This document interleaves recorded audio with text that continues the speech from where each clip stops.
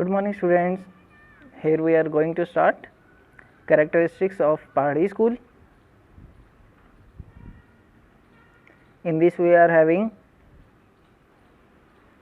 these 16 points, but we are going to do only 10,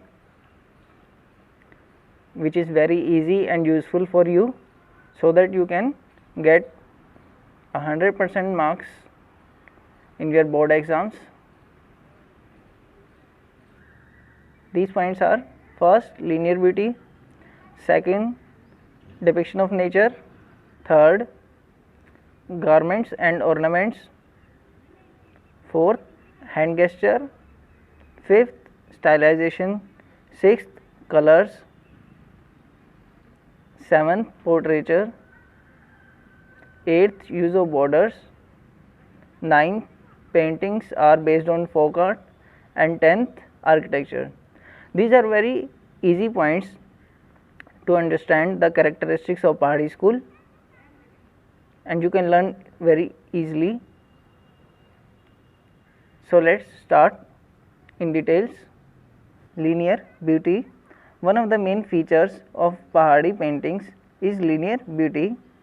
Rhythm and smoothness have been added to the figures through fine lines by means of squirrel hair brushes.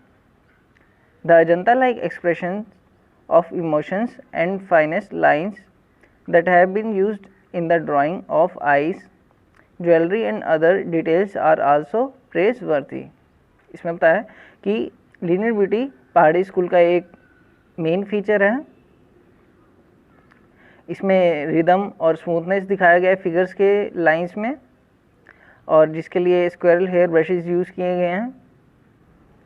और इन paintings में अजंता की तरह expressions आप देख सकते हैं, जो इसमें इमोशंस वगैरह दिखाए, फाइनेस्ट लाइंस दिखाई हैं, जो लाइन ड्राइंग्स यूज़ करी है आइज़ के लिए, तो वो सब आप इसमें देख सकते हैं. और ज्वेलरी और अदर डिटेल्स जो हैं वो काफ़ी ही प्रेज करने लायक हैं. उसके बाद depiction of nature. Trees, clouds, water, jungles etcetera have all been depicted in full charm in Pahari school. The depiction of landscape consists of mountains, beautiful flowering trees, rivers and tanks teeming with lotus flowers and aquatic birds. In the sky, rainy season clouds, lightning and rain etc. are nicely painted. Creepers symbolize union and hillscapes add to the beauty and romance. People sitting around fire during winter and people playing Holi in summer signify seasons. तो इसमें बताया है कि हम nature में क्या क्या इसमें जो बनाया गया है वो है ट्रीज़ है, क्लाउड्स, वाटर, जंगल्स, ये सब दिखाए गए हैं, जो कि काफ़ी ही आकर्षित करती हैं. और जो लैंडस्केप में इसमें माउंटेन्स, ब्यूटीफुल फ्लावरिंग ट्रीज़ बनाए हैं, रिवर्स बनाए हैं, और लोटस फ्लावर, एक्वाटिक बर्ड्स वगैरह देख सकते हैं आप उसमें. और स्काई में इसमें rainy season, clouds, lightning, rain, ये सब इफ़ेक्ट्स काफ़ी ही नाइसली पेंटेड किए गए हैं उसमें. और क्रीपर्स को यूनियन के तौर पे सिम्बलाइज़ किया गया है, और हिलस्केप्स को यहाँ पर ब्यूटी और रोमांस के लिए. और जो यहाँ पर पीपल दिखाए गए हैं जो फायर के साइड्स में बैठे हुए हैं, तो वो विंटर को शो करता है, उसको सिम्बलाइज़ करता है. पीपल समर्स में होली खेल रहे हैं, तो ये यहाँ पर सीजन्स को सिग्निफाई करा है. Garments and ornaments. Choli, lehenga and transparent chunnis were generally worn by the women. They are generally wearing traditional adornments like necklace, kumkum, anklets, bangles and rings. The males have been shown wearing angrakha, pajama and turban. Krishna has always been shown wearing pitambar, yellow garments. A peculiar Basoli characteristics seen in miniature is the use of dark green beetle wings to indicate jewels in ornaments. तो यहाँ dress के बारे में बताया है कि जो women's चोली, lehenga, transparent चुनीस पहनती थी, और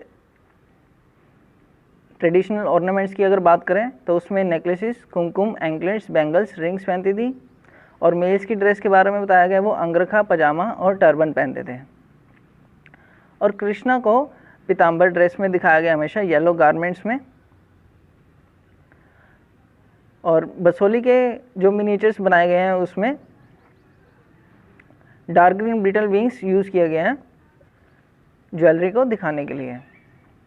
इसके बाद है hand gestures, long tapering fingers, delicate hands and ornamented arms are used by artists to convey the expressions and emotions.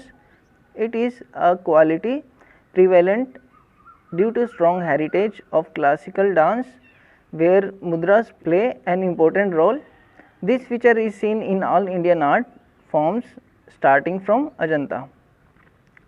तो यहाँ लॉन्ग टेपरिंग फिंगर्स की बात करी है, डेलिकेट हैंड्स दिखाए हैं और आर्म्स में भी ऑर्नामेंट्स दिखाए हैं। इसमें डिफरेंट टाइप्स ऑफ एक्सप्रेशंस और इमोशंस देख सकते हैं। इसमें जो सबसे ज़्यादा प्रचलित है वो है क्लासिकल डांस, जहाँ पर मुद्रास काफ़ी मेन रोल करती है, जो कि हमारे इंडियन आर्ट में देखी जाती है और जो अजंता से स्टार्ट हुई हैं। इसके बाद है stylisation. The nature has been painted in ornamental style. Symmetric ornamentation of trees has a folk influence. Artist worried about beautification only. Naturalism was never his concern. Nature जो है वो ऑर्नामेंटल स्टाइल में paint किया गया है और symmetric trees जो देखे गए हैं वो फोक से इन्फ्लुएंस होकर बनाए हैं। और आर्टिस्ट इस बात की ही चिंता करते हैं कि इसमें उन्होंने सुंदरता को ही दिखाना है। अगर ट्रीज बनाए हैं तो वो सिर्फ सुंदर लगने चाहिए, वैसे ही नहीं जैसे कि रियल में होते हैं। इसके बाद है colours. Mostly bright primary colors red, blue, yellow have been used. Some mixed colors like pink, green, mauve and grey have also been beautifully used. They are also symbolic, red and yellow for love and passion, blue for Krishna and bluish clouds for final culmination of love. तो इसमें बताएं mostly primary colours use होते थे, red, blue, yellow, और कुछ mix colours भी इसमें use हैं, पिंक, ग्रीन, मॉव और ग्रे, जो कि काफ़ी अच्छे यूज़ किए गए हैं। और यहाँ पर कलर्स को सिंबॉलिकली भी यूज़ किया जाता है, जैसे कि रेड और येलो को लव और पैशन के लिए, ब्लू कृष्णा के लिए और bluish clouds final culmination of love, यानी कि प्रेम की परिणति के लिए। उसके बाद है portraiture.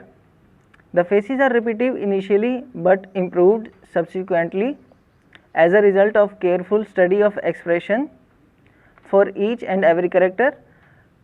Faces full of life, emotions and moods are clearly depicted. Starting में फेसेस काफ़ी रिपीटिव लगते थे कि वो बार बार एक ही जैसे बनाए जाते थे, लेकिन बाद में उनको हर एक कैरेक्टर्स की बाद में स्टडी की गई और उसको केयरफुली बनाया गया और फेसेस के अंदर लाइफ, इमोशंस, मूड्स सब ये दिखने लगा था। इसके बाद है use of borders. In some Pahari paintings we find ornamental borders of Mughal style. The red and yellow borders are worth noticing in this miniature. तो पहाड़ी मिनिएचर्स में हम जो बॉर्डर्स देखते थे वो मुगल स्टाइल में बनाए जाते थे।